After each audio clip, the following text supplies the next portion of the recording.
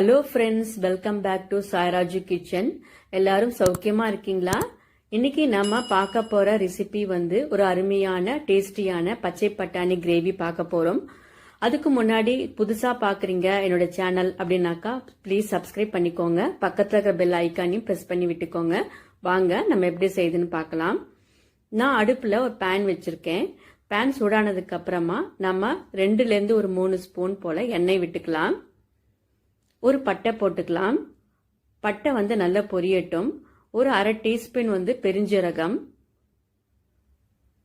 பொடியா நறுக்கிய ஒரு பெரிய வெங்காயம் 1 கூடவே ஆட் பண்ணிட்டு நல்லா வதக்கி விட்டுக்கோங்க. இது மாதிரி வெங்காயம் நல்லா வதங்கணும்.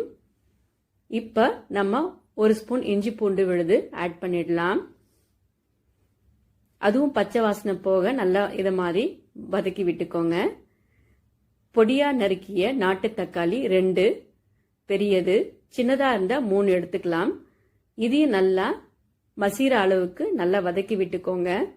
நம்ம சீக்கிரமா மசியணும் அப்படின்னாக்கா கொஞ்சம் போல உப்பு ஆட் பண்ணிட்டு வதக்குனீங்கன்னா சீக்கிரமா மசிஞ்சிடும் தக்காளி. அதுக்கு நடுவுல நாம முந்திரி பருப்பு எடுத்திருக்கேன், ஒரு 15ல இருந்து 20. கொஞ்சம் போல தேங்காய் இது மாதிரி பொடியா நறுக்கியது ஒரு அரை கப், 2 ஸ்பூன் எள்ளு. இதை நம்ம மிக்ஸி ஜார்ல நைஸா அரைச்சி ரெடி பண்ணிக்கலாம். இப்ப நம்ம கிரேவி எப்படி இருக்குன்னு பார்க்கலாம்.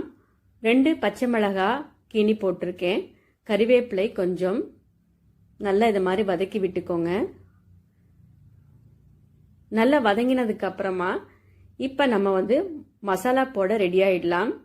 மசாலா போடும்போது நம்ம அடுப்பை சிம்ல வச்சுக்கணும். 1/2 ஸ்பூன் மஞ்சள், 1/2 ஸ்பூன் கரம் மசாலா, 1 ஸ்பூன் வெறும் மிளகாய் பொடி, 1 ஸ்பூன் தனியா பொடி ஆட் பண்ணிட்டு நல்லா மசாலாலாம் நல்லா மிக்ஸ் ஆகிற மாதிரி நல்லா இது மாதிரி வதக்கி விட்டுக்கோங்க. இதுக்கு நடுவில் நான் ஃப்ரோசன் கிரீன் பீஸ் எடுத்திருக்கேன், பச்சை பட்டாணி. இது நான் பிக் பாஸ்கெட்ல தான் ஆர்டர் பண்ணி வாங்கினேன். ஸோ நான் சென்னையில் இருக்கிறதுனால நான் ஈஸியாக சுலபமாக பிக் பாஸ்கெட்ல ஆர்டர் பண்ணி வாங்கிடுறேன். இதுக்கு நமக்கு தேவையான ஃப்ரோசன் பட்டாணியை நான் ஒரு கிண்ணத்துல போட்டுக்கிறேன். எனக்கு 4 பேருக்கு தேவையான பட்டாணியை நான் ரெடி பண்ணிக்கிறேன். இந்த பட்டாணியில் பார்த்தீங்கன்னா நிறைய நார் சத்து இருக்கு, விட்டமின் கே சத்து அதிகமா இருக்குங்க, விட்டமின் ஏவும் இருக்கு. இப்ப பாருங்க கிரேவி நல்லா பச்சை வாசனை போயிடுச்சு. இப்ப நம்ம அரைச்சி வச்ச விழுதை ஆட் பண்ணிடலாம். ஆட் பண்ணிட்டு நல்லா மசாலா மிக்ஸ் பண்ற மாதிரி இதை மாதிரி நல்லா வதக்கி விட்டுக்கோங்க. ஏன்னா நம்ம முந்திரி பருப்பு நம்ம போடுறதுனால நல்ல திக்னஸ் கிடைக்கும், நமக்கு இந்த கிரேவி ரொம்ப அருமையா இருக்குங்க. இப்ப நம்ம பட்டாணியை நம்ம சுத்தம் பண்ணி இதுலயே நம்ம ஆட் பண்ணிடலாம். இது ஃப்ரோசன் பட்டாணிங்கிறதுனால ரொம்ப நேரம் வேக வைக்க தேவையில்லை. நீங்க பச்சை பட்டாணி இருந்தா கூட நீங்க ஆட் பண்ணிக்கலாம். ஸோ இந்த மாதிரி கொஞ்ச நேரம் வதக்கி விட்டுட்டு மிக்ஸி ஜார்ல இருக்கிற தண்ணியும் நான் கழுவி இதுலயே ஊத்திடுறேன். நல்லா இந்த மாதிரி கலந்து விட்டுக்கோங்க. இது நல்லா கொஞ்ச நேரம் வேகணும், மசாலாலாம் பட்டாணியில நல்லா இறங்கணும். இப்ப நம்ம கிரேவிக்கு தேவையான தண்ணியை ஆட் பண்ணிட்டு நல்லா இந்த மாதிரி கலந்து விட்டுக்கலாம். இது கொஞ்ச நேரம் வேகணும். ஸோ நம்ம ஒரு பிளேட் போட்டு மூடிடலாம். ஒரு 5ல இருந்து ஒரு 8 நிமிஷம் போல நல்லா கொதிக்க விடலாம். கொதிக்கட்டும். 8 நிமிஷம் ஆயிடுச்சுங்க. பார்க்கலாம் இப்ப எப்படி இருக்குன்னு சொல்லிட்டு. வாவ், சூப்பரா அருமையா ஸ்மெல் வந்திருக்குங்க. இப்ப நம்ம ஒரு 2ல இருந்து ஒரு ஸ்பூன் போல வெண்ணெய் ஆட் பண்ணிக்கலாம். வெண்ணெய் இருந்தா போட்டுக்கோங்க, இல்லைன்னா பரவாயில்ல ஸ்கிப் பண்ணிக்கோங்க. இப்ப நான் கஸ்தூரி மேத்திய கையால கசக்கி நான் இதுல தூவி விட போறேன். கஸ்தூரி மேத்திங்கிறது ஒன்னும் இல்லைங்க, காய்ந்த வெந்தய கீரை தான்.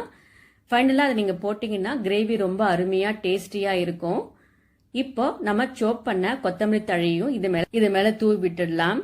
ரெடி ஆயிடுச்சு பாருங்க. கிரீன் பீஸ் பட்டாணி பச்சை பட்டாணி கிரேவி ரொம்ப அருமையா இருக்குங்க டேஸ்ட். ஸோ கண்டிப்பா நீங்களும் ட்ரை பண்ணி பாருங்க. இட்லி, தோசை, சப்பாத்தி, நான் எல்லாத்துக்குமே ரொம்ப அருமையான டேஸ்டான ஒரு கிரேவி ரெடி. ஸோ கண்டிப்பா நீங்களும் ட்ரை பண்ணி பாருங்க. ட்ரை பண்ணி பார்த்துட்டு கமெண்ட் செக்ஷன்ல கமெண்ட் பண்ணுங்க, லைக் பண்ணுங்க, ஷேர் பண்ணுங்க, சப்ஸ்கிரைப் பண்ணிக்கோங்க. தேங்க்யூ. வாழ்க வளமுடன்.